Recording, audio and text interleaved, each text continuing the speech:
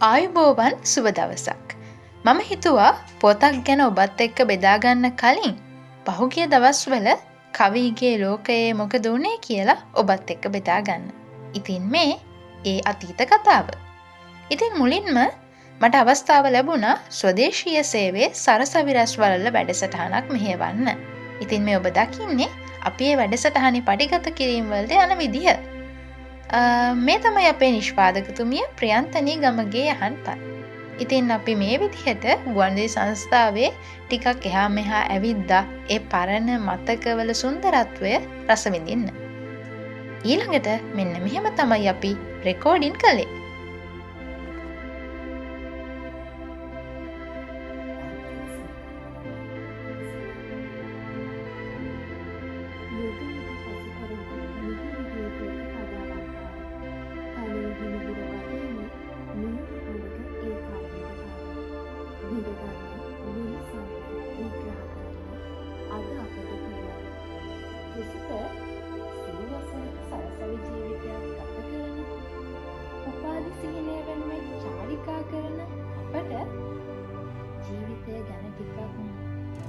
සෞන්දර්යාත්මකව කියවගන්න ගීතය හොඳ ඔව් කවි.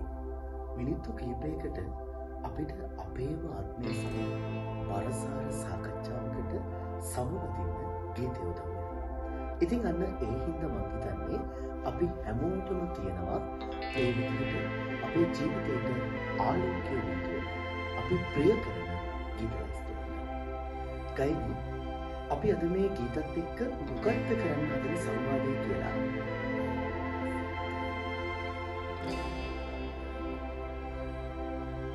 සරසවි අහසක් යට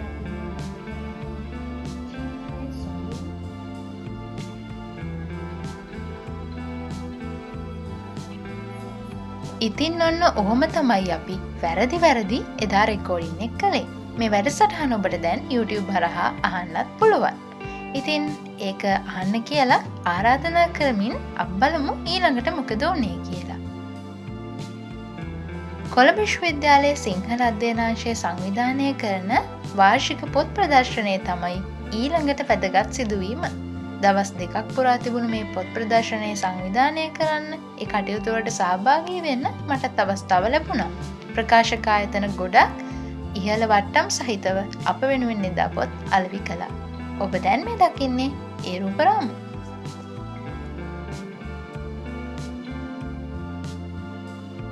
ඊළඟට මම පොතක් ගෙන්න ගත්තනේ.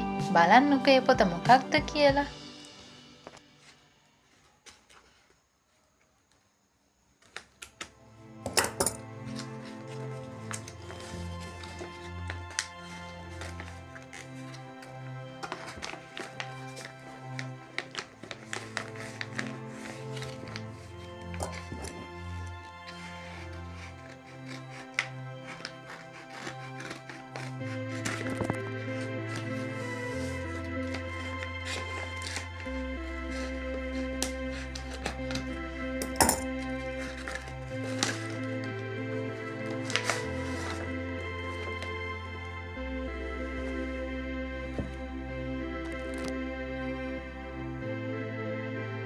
ඉතින් මේ තමයි ඒ පොත එමා බෝවාරි ප්‍රංශ සාහිත්‍යයේ විශිෂ්ට නිර්මාණයක්.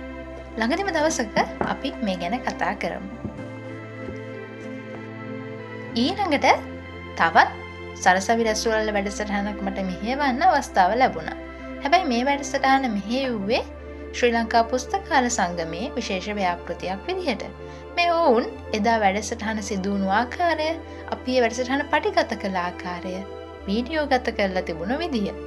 ඉතින් මේ වැඩසටහනක් දැන් ඔබට YouTube ඔස්සේ අහන්න අවස්ථාව සලසා දීලා තියෙනවා. එදා අපි කතා කළේ කියවීම ගැන.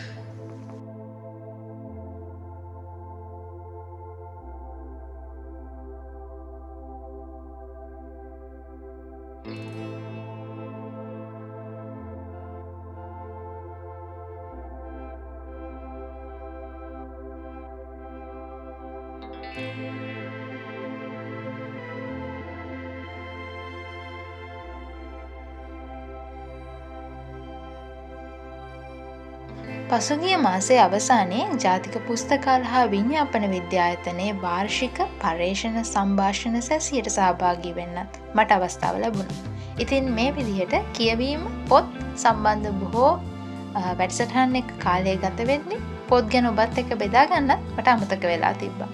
අපි ඉක්මනින් පොතක් එක්ක හම්බ වෙමු. මම කවි.